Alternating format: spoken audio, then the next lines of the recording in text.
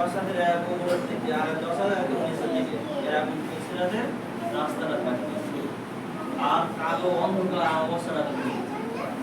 শুধু পার হবে কার বলতে যারা ইমানদার আল্লাহওয়ালা যারা নামাজ কালাম ভালো পড়তে পেরেছে কোরআন পড়েছে আমার আল্লাহর ইবাদত করেছে উপাসনা করেছে তারাই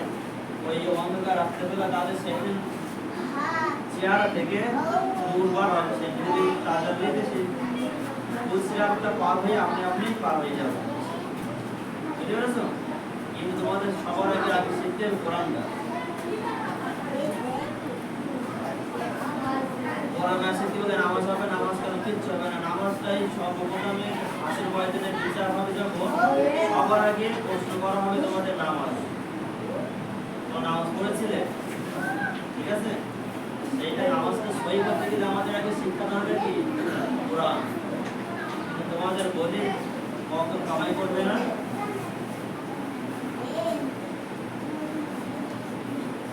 এই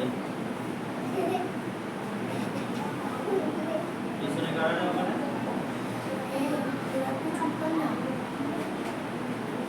তোমরা যেমন আজকে আমাদের সম্মান করেছো আলহামদুলিল্লাহ খুব খুশি হয়েছি তবে তোমরা কামাই করো না আর এসে বিয়াদের মধ্যে ঘোরাফেরা করে বক্তব্য হচ্ছে এটা আদবের জায়গা বক্তব্য আসবে কত সুন্দর খুবই পাঞ্জাবি পরে কত সুন্দর দেখায় না একটা তাহলে যখন আসবে দেশতে হয়ে বাড়ি যাবে রাস্তাঘাটে মুরগিদের দেখা সালাম করবে এর থেকে তোমার বাপমারও খুশি হবে তারা যদি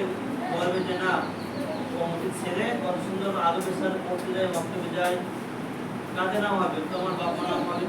সেই দিকে লোক করে তোমার বদমাইশ করো না তোমাদের সব অল্প পয়সা করো এখন আস্তগা করে আসতে হবে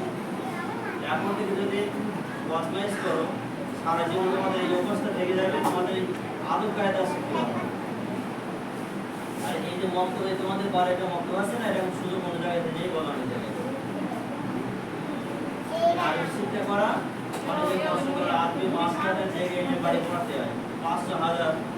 2,000 টাকা পড়াতে সুযোগ দেখে নিয়ে আসে কিন্তু এখানে তো পৃথিবীর ঢুকে এসে যেমন সুযোগ কথা বলা